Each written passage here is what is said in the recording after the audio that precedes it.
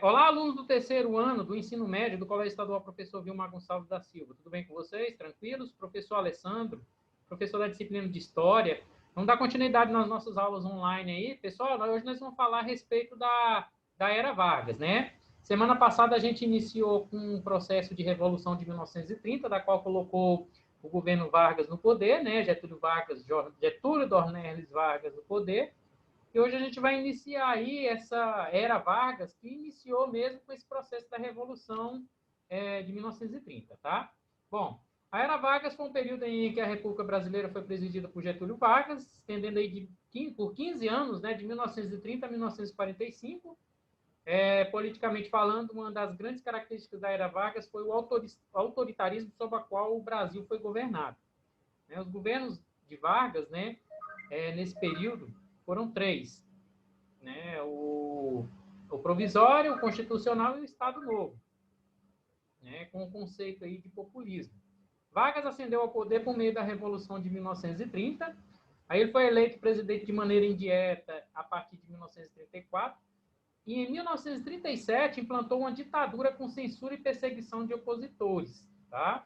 A partir da década de 1940, ele inaugurou um projeto político de aproximação dos trabalhadores, mas o enfraquecimento da sua ditadura levou a ser deposto pelos militares em 1945. Bom, iniciando aí, né, no final da década de 1920, existia uma forte insatisfação com o sistema oligárquico, que controlava aí a política brasileira, e um dos sinais evidentes disso foi o movimento de contestação dos oficiais do Exército, um movimento chamado tenentismo. Tá? Essa insatisfação ela seria levada a um novo patamar por conta da eleição presidencial de 1930, né? Durante a disputa, o presidente Washington Luiz deveria ter apoiado um candidato mineiro como parte do acordo existente entre as oligarquias de São Paulo e Minas Gerais. O presidente, no entanto, ele decidiu apoiar o candidato paulista, Júlio Prestes. Então, a oligarquia mineira acabou rompendo com São Paulo e aliou-se a uma oligarquia gaúcha e lançou Getúlio Vargas como candidato. A eleição aconteceu em um clima de grande rivalidade, pessoal, e o vencedor foi Júlio Prestes. Uma parte da chapa de Vargas, chamada Aliança Liberal, não aceitou a derrota e começou a preparar um levante, né, um golpe armado contra essa eleição, né? Quando o vice da chapa de Vargas, chamado João Pessoa, foi assassinado em Recife, os membros da Aliança Liberal deflagraram um movimento armado contra o presidente.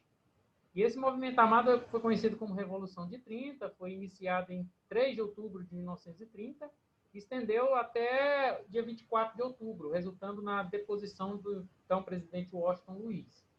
Uma junta militar assumiu o comando do Brasil, barrou a posse de Júlio Prestes à presidência e, em 3 de novembro de 1930, anunciou Getúlio Vargas como governo provisório, né, ou de forma provisoriamente, na presidência da República do Brasil.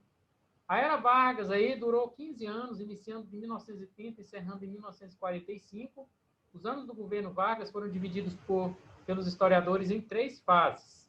Né? O governo provisório, como eu falei, de 1930 a 1934, o governo constitucional, de 1934 a 1937, e o Estado Novo, que é de 1937 a 1945. Ok?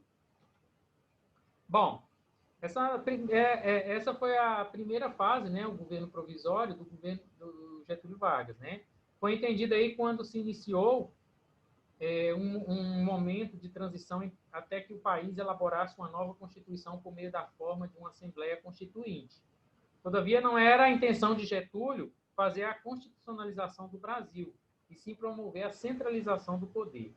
Vargas agiu para que essa centralização acontecesse, né, promovendo a dissolução do Congresso Nacional e atuando politicamente aí de maneira a sustentar-se na presidência, sem que fosse necessário recorrer, né, à elaboração de uma Constituição. Então, ele era totalmente contrário a essa Constituição, porque, de repente, você daria poderes à Assembleia Constituinte, da qual poderia votar pela saída dele do poder, né?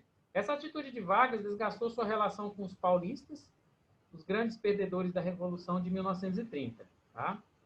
Como consequência desse desgaste, iniciou a Revolução Constitucionalista em 1932. Nesse movimento, os paulistas, né, exigiram ter o direito de nomear seu próprio interventor e demandaram que a nova Constituição fosse elaborada. Militarmente, né, os paulistas perderam, mas politicamente eles conseguiram que o presidente autorizasse a formação de uma Assembleia Constituinte. Então, com muito custo, né, a oligarquia paulista conseguiu, diante de Getúlio Vargas, que ele aprovasse a formação de uma Assembleia Constituinte. Dessa Assembleia nasceu a Constituição de 1934, reconhecida pelos historiadores como um documento bastante progressista para o momento e que foi inspirado na Constituição de Weimar, vigente na Alemanha, né? Bom, a promulgação da nova Carta, da nova Constituição, né, também contou com uma reeleição indireta, que reelegeu Vargas para um mandato de mais 4 anos. Tá? De acordo com a Constituição brasileira, Vargas não poderia reeleger-se presidente na disputa que aconteceria em 1938. Esse período provisório também contou com o surgimento de instituições importantes, como o Ministério do Trabalho. Além disso, uma reforma eleitoral que aconteceu em 1932 garantiu o direito de voto para as mulheres. Bom, pessoal, essa é uma parte, né, do governo inicial da era Vargas, né? A gente vai continuar falando um pouquinho a respeito dessas situações políticas que vivenciou o Brasil pós-revolução de 1930, quando Vargas estava no poder, ok? Mas espero que tenha passado aí uma noção, né, de como iniciou todo esse processo político, né, da era Vargas. Obrigado a todos pela atenção, pela participação. Deixo a frase aí, juntos somos mais fortes, principalmente nesse período de pandemia, tá? Se Deus quiser, nós iremos sair dessa situação o mais rápido possível, né?